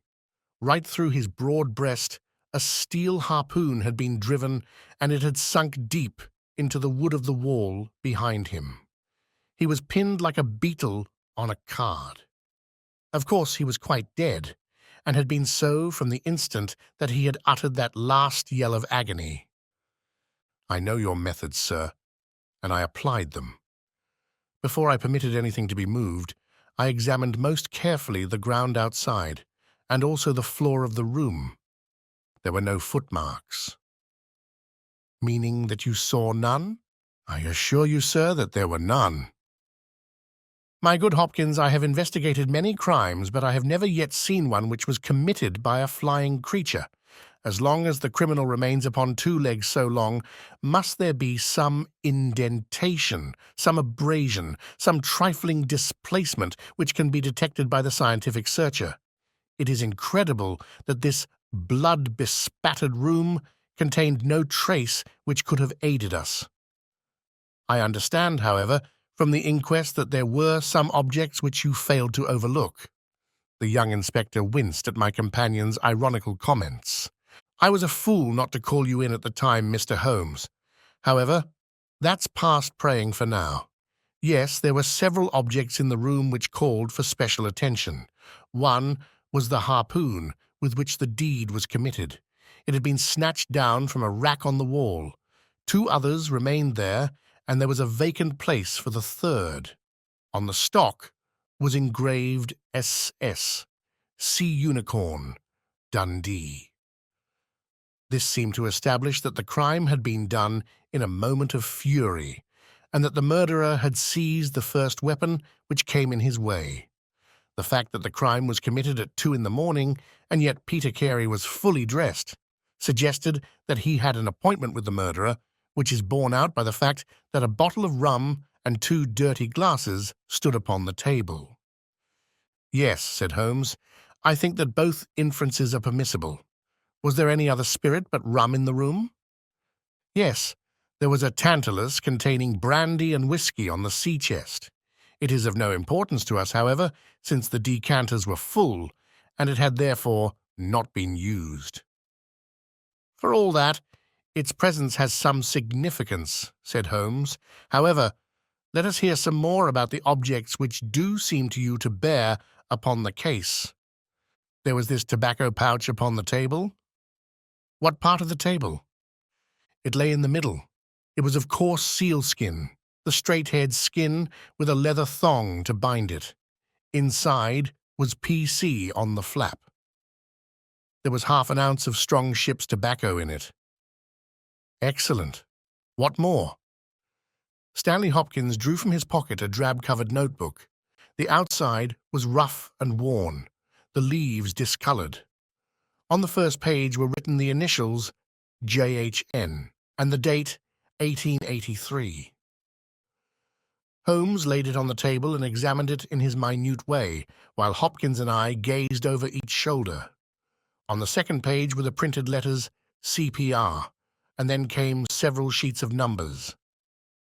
Another heading was Argentine, another Costa Rica, and another San Paulo, each with pages of signs and figures after it.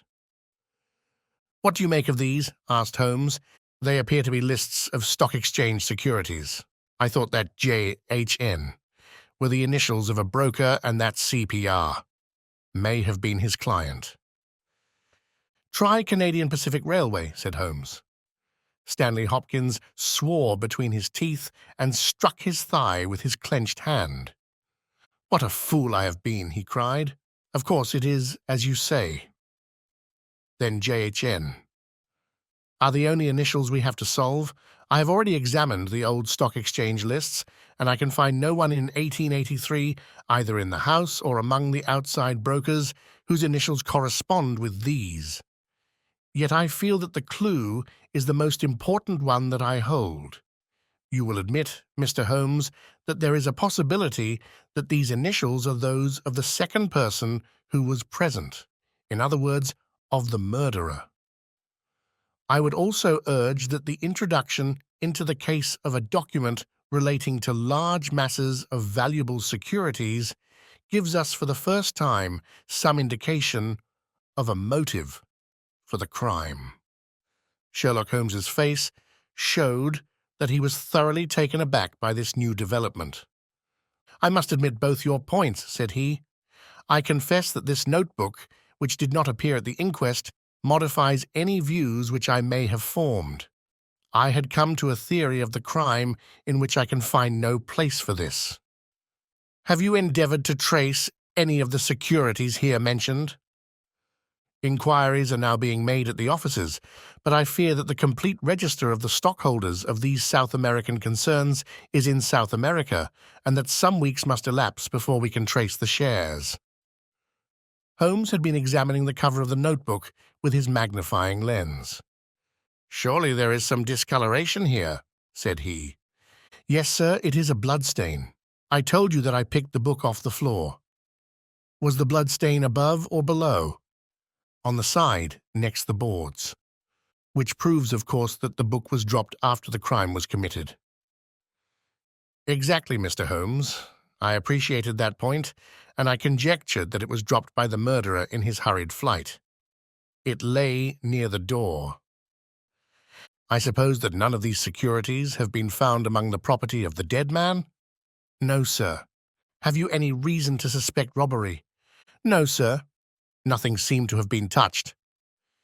"Dear me, it is certainly a very interesting case. Then there was a knife, was there not?" "A sheath knife, still in its sheath. It lay at the feet of the dead man. Mrs. Carey has identified it as being her husband's property." Holmes was lost in thought for some time. "Well," said he at last, "I suppose I shall have to come out and have a look at it." Stanley Hopkins gave a cry of joy. "Thank you, sir. That will indeed be a weight off my mind." Holmes shook his finger at the inspector. "It would have been an easier task a week ago," said he, "but even now my visit may not be entirely fruitless. Watson, if you can spare the time, I should be very glad of your company. If you will call a four-wheeler, Hopkins, we shall be ready to start for Forest Row in a quarter of an hour." Alighting at the small wayside station, we drove for some miles through the remains of widespread woods, which were once part of that great forest which for so long held the Saxon invaders at bay, the impenetrable Weald, for 60 years the bulwark of Britain. Vast sections of it have been cleared, for this is the seat of the first iron works of the country, and the trees have been felled to smelt the ore. Now the richer fields of the north have absorbed the trade, and nothing save these ravaged groves and great scars in the earth show the work of the past.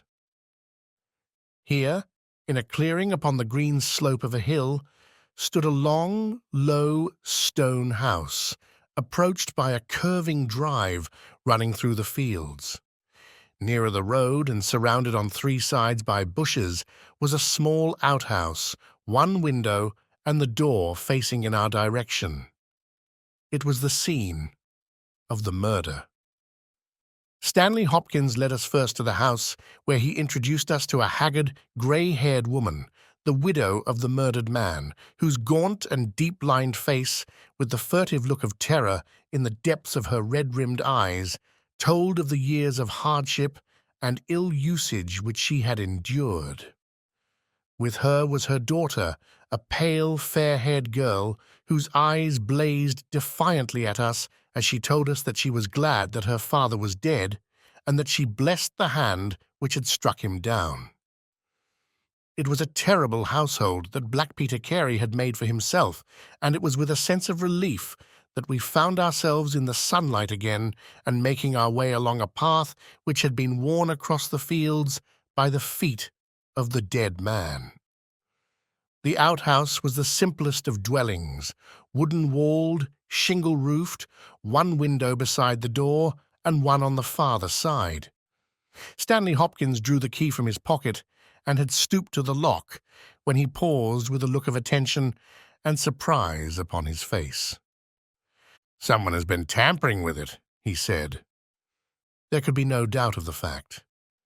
The woodwork was cut, and the scratches showed white through the paint, as if they had been that instant done. Holmes had been examining the window. "Someone has tried to force this also. Whoever it was has failed to make his way in. He must have been a very poor burglar." "This is a most extraordinary thing," said the inspector. "I could swear that these marks were not here yesterday evening." "Some curious person from the village, perhaps," I suggested. "Very unlikely. Few of them would dare to set foot in the grounds, far less try to force their way into the cabin. What do you think of it, Mr. Holmes?" "I think that fortune is very kind to us." "You mean that the person will come again?" "It is very probable. He came expecting to find the door open. He tried to get in with the blade of a very small penknife. He could not manage it. What would he do?" "Come again next night with a more useful tool." "So I should say. It will be our fault if we are not there to receive him. Meanwhile, let me see the inside of the cabin." The traces of the tragedy had been removed, but the furniture within the little room still stood as it had been on the night of the crime. For 2 hours, with most intense concentration, Holmes examined every object in turn, but his face showed that his quest was not a successful one. Once only he paused in his patient investigation. "Have you taken anything off this shelf, Hopkins?" "No, I have moved nothing." "Something has been taken. There is less dust in this corner of the shelf than elsewhere. It may have been a book lying on its side. It may have been a box. Well, I can do nothing more. Let us walk in these beautiful woods, Watson, and give a few hours to the birds and the flowers. We shall meet you here later, Hopkins, and see if we can come to closer quarters with the gentleman who has paid this visit in the night." It was past 11 o'clock when we formed our little ambuscade.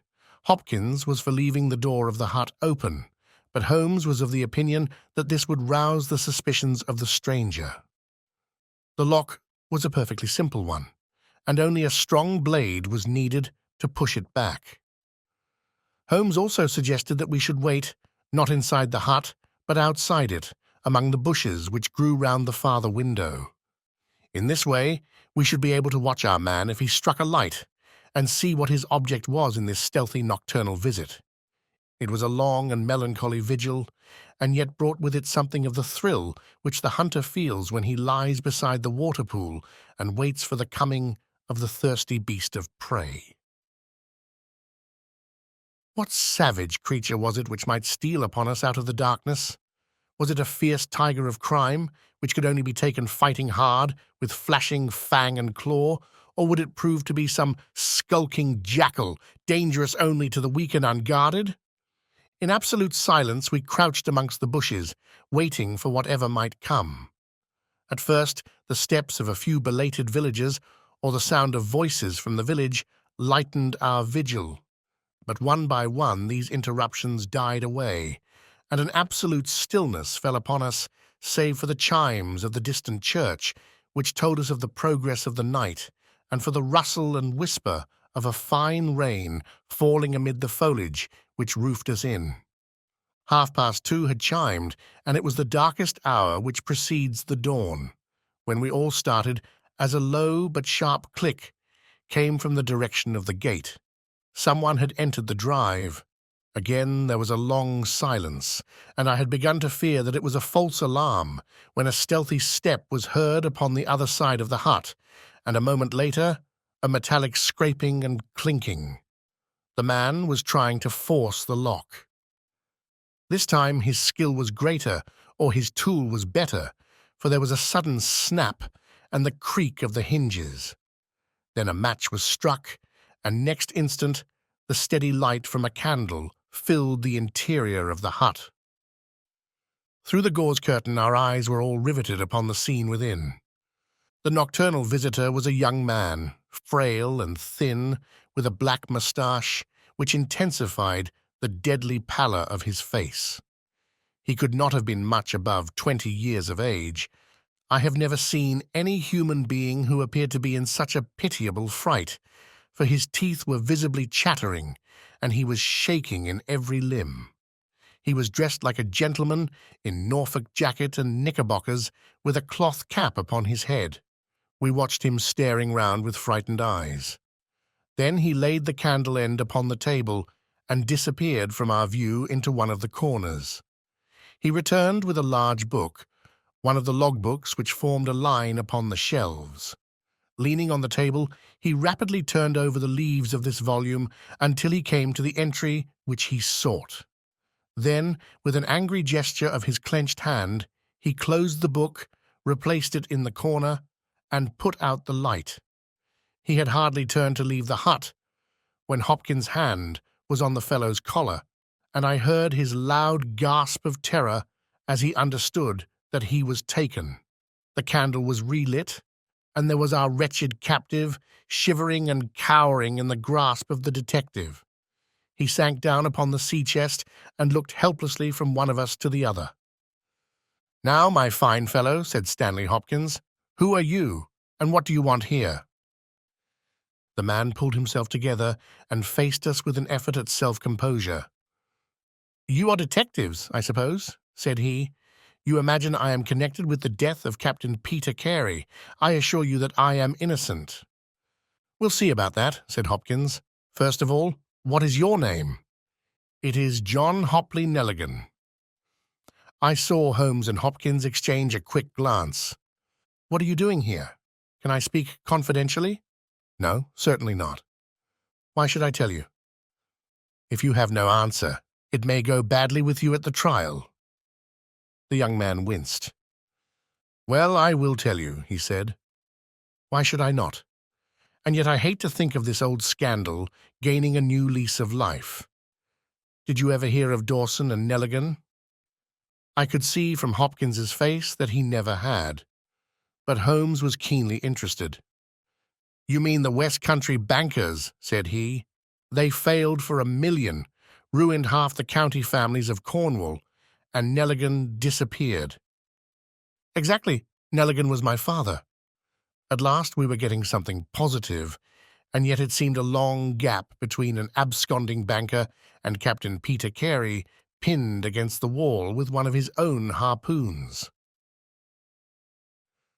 We all listened intently to the young man's words. It was my father who was really concerned. Dawson had retired. I was only 10 years of age at the time, but I was old enough to feel the shame and horror of it all. It has always been said that my father stole all the securities and fled. It is not true. It was his belief that if he were given time in which to realize them, all would be well and every creditor paid in full. He started in his little yacht for Norway just before the warrant was issued for his arrest. I can remember that last night when he bade farewell to my mother. He left us a list of the securities he was taking, and he swore that he would come back with his honor cleared, and that none who had trusted him would suffer. Well, no word was ever heard from him again. Both the yacht and he vanished utterly. We believed, my mother and I, that he and it, with the securities that he had taken with him, were at the bottom of the sea. We had a faithful friend, however, who is a businessman, and it was he who discovered some time ago that some of the securities which my father had with him had reappeared on the London market. You can imagine our amazement. I spent months in trying to trace them, and at last, after many doubtings and difficulties, I discovered that the original seller had been Captain Peter Carey, the owner of this hut. Naturally, I made some inquiries about the man. I found that he had been in command of a whaler which was due to return from the Arctic seas at the very time when my father was crossing to Norway. The autumn of that year was a stormy one, and there was a long succession of southerly gales. My father's yacht may well have been blown to the north, and there met by Captain Peter Carey's ship. If that was so, what had become of my father? In any case, if I could prove from Peter Carey's evidence how these securities came on the market, it would be a proof that my father had not sold them, and that he had no view to personal profit when he took them. I came down to Sussex with the intention of seeing the captain, but it was at this moment that his terrible death occurred. I read at the inquest a description of his cabin, in which it stated that the old logbooks of his vessel were preserved in it. It struck me that if I could see what occurred in the month of August 1883 on board the Sea Unicorn, I might settle the mystery of my father's fate. I tried last night to get at these logbooks, but was unable to open the door. Tonight I tried again and succeeded, but I find that the pages which deal with that month have been torn from the book. It was at that moment I found myself a prisoner in your hands." "Is that all?" asked Hopkins. "Yes, that is all." His eyes shifted as he said it. "You have nothing else to tell us?" He hesitated. "No, there is nothing." "You have not been here before last night?" "No." "Then how do you account for that?" cried Hopkins, as he held up the damning notebook, with the initials of our prisoner on the first leaf and the blood stain on the cover. The wretched man collapsed. He sank his face in his hands and trembled all over. "Where did you get it?" he groaned. "I didn't know. I thought I had lost it at the hotel." "That is enough," said Hopkins sternly. "Whatever else you have to say, you must say in court. You will walk down with me now to the police station. Well, Mr. Holmes, I am very much obliged to you and to your friend for coming down to help me. As it turns out, your presence was unnecessary, and I would have brought the case to this successful issue without you. But nonetheless, I am grateful. Rooms have been reserved for you at the Brambletie Hotel, so we can all walk down to the village together." "Well, Watson, what do you think of it?" asked Holmes as we travelled back next morning. "I can see that you are not satisfied." "Oh, yes, my dear Watson, I am perfectly satisfied. At the same time, Stanley Hopkins's methods do not commend themselves to me. I am disappointed in Stanley Hopkins. I had hoped for better things from him. One should always look for a possible alternative and provide against it. It is the first rule of criminal investigation." "What, then, is the alternative?" "The line of investigation which I have myself been pursuing. It may give us nothing. I cannot tell, but at least I shall follow it to the end." Several letters were waiting for Holmes at Baker Street. He snatched one of them up, opened it, and burst out into a triumphant chuckle of laughter. "Excellent, Watson. The alternative develops. Have you telegraph forms? Just write a couple of messages for me. Sumner, shipping agent, Ratcliffe Highway. Send 3 men on to arrive 10 tomorrow morning. Basil. That's my name in those parts. The other is Inspector Stanley Hopkins, 46 Lord Street, Brixton. Come breakfast tomorrow at 9:30. Important. Wire if unable to come. Sherlock Holmes." There, Watson, this infernal case has haunted me for 10 days. I hereby banish it completely from my presence. Tomorrow I trust that we shall hear the last of it forever.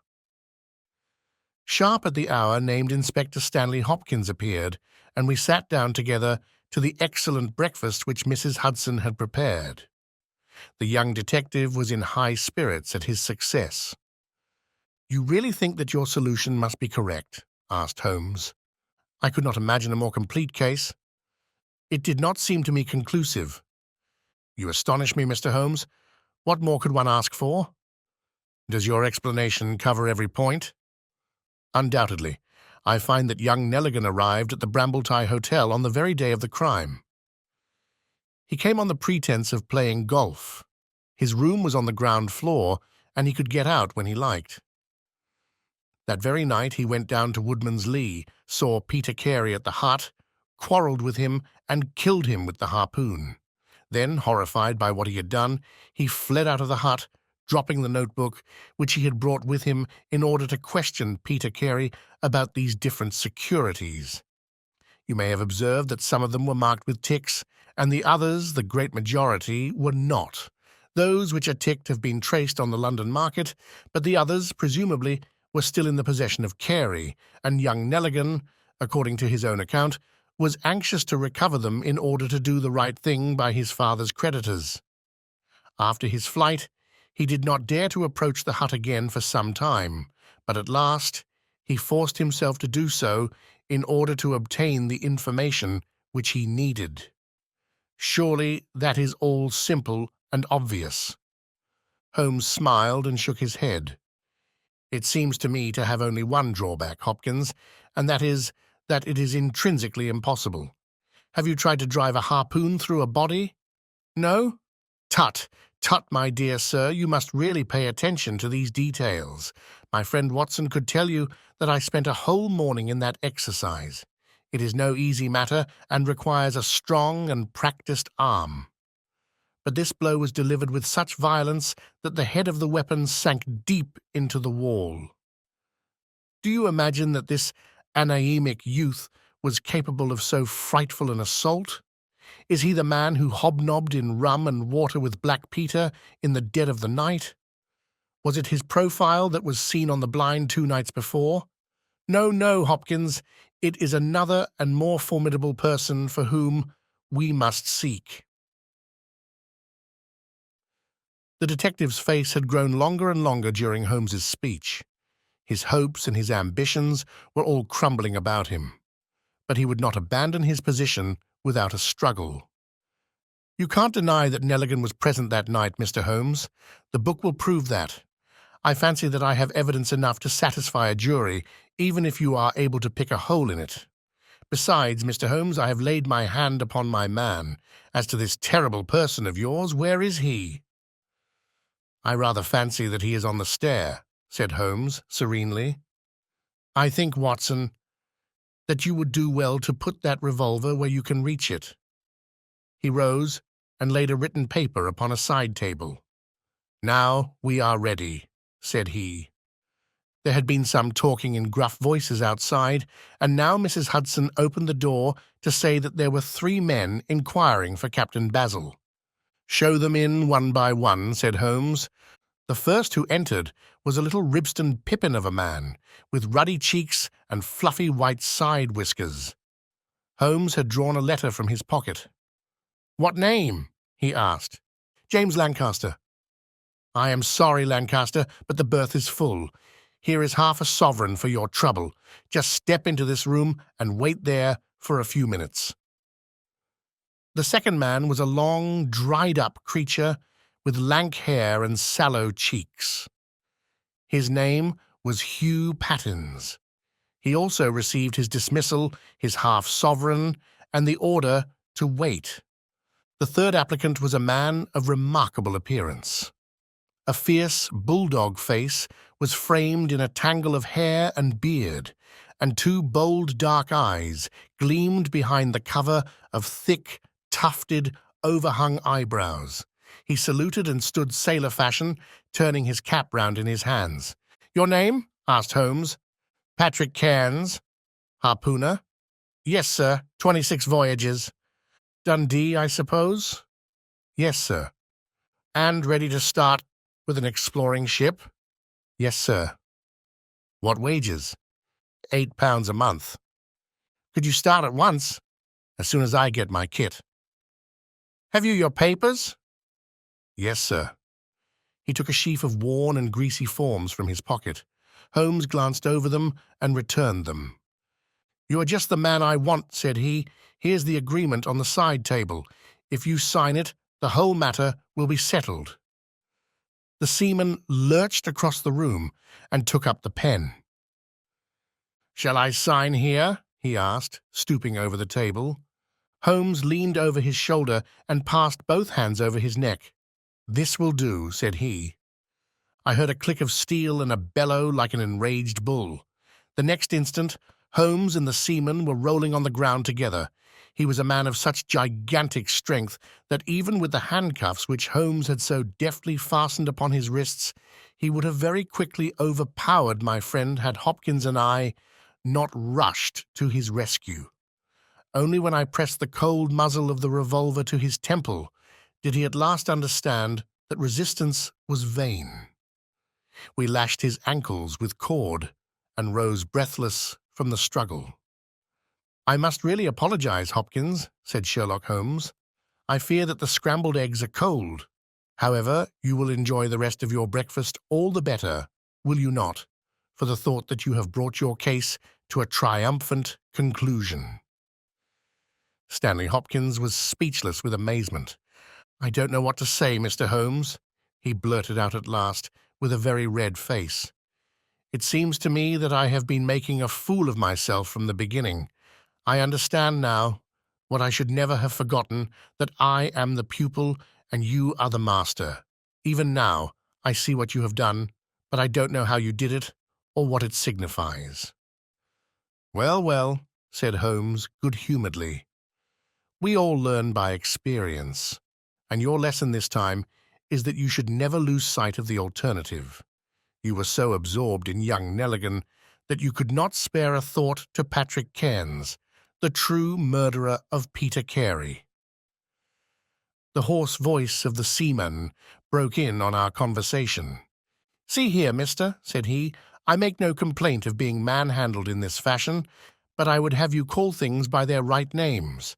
You say I murdered Peter Carey, I say I killed Peter Carey, and there's all the difference. Maybe you don't believe what I say. Maybe you think I'm just slinging you a yarn." "Not at all," said Holmes. "Let us hear what you have to say." "It's soon told, and by the Lord, every word of it is truth. I knew Black Peter, and when he pulled out his knife, I whipped a harpoon through him sharp, for I knew that it was him or me. That's how he died. You can call it murder. Anyhow, I'd as soon die with a rope round my neck as with Black Peter's knife in my heart." "How came you there?" asked Holmes. "I'll tell it you from the beginning. Just sit me up a little so as I can speak easy. It was in '83 that it happened, August of that year. Peter Carey was master of the Sea Unicorn, and I was spare harpooner. We were coming out of the ice pack on our way home, with headwinds and a week's southerly gale, when we picked up a little craft that had been blown north. There was one man on her, a landsman. The crew had thought she would founder and had made for the Norwegian coast in the dinghy. I guess they were all drowned.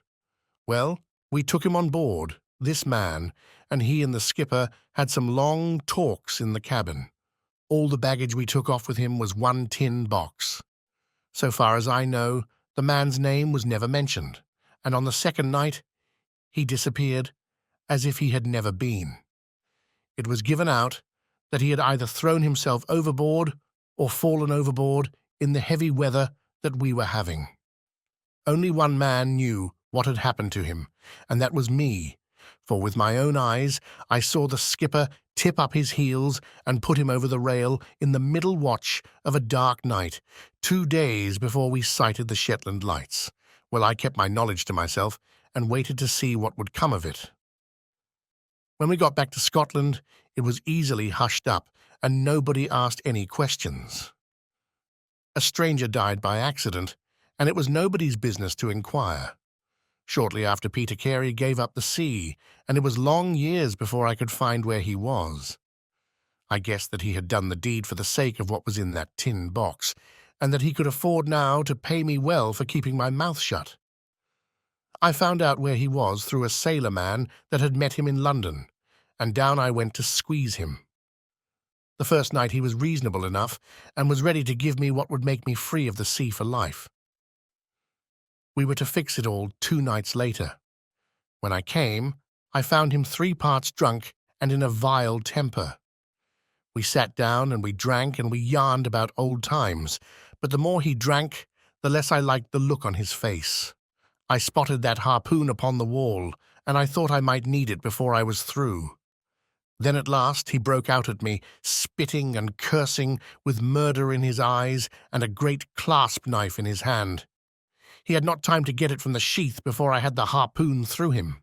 Heavens, what a yell he gave! And his face gets between me and my sleep.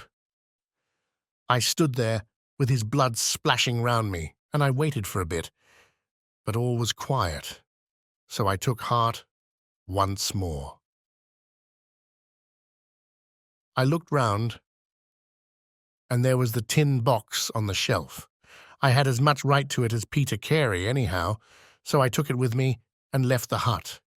Like a fool, I left my baccy pouch upon the table. Now I'll tell you the queerest part of the whole story. I had hardly got outside the hut when I heard someone coming, and I hid among the bushes. A man came slinking along, went into the hut, gave a cry as if he had seen a ghost, and legged it as hard as he could run until he was out of sight. Who he was or what he wanted is more than I can tell. For my part, I walked 10 miles, got a train at Tunbridge Wells, and so reached London, and no one the wiser. Well, when I came to examine the box, I found there was no money in it, and nothing but papers that I would not dare to sell. I had lost my hold on Black Peter, and was stranded in London without a shilling. There was only my trade left.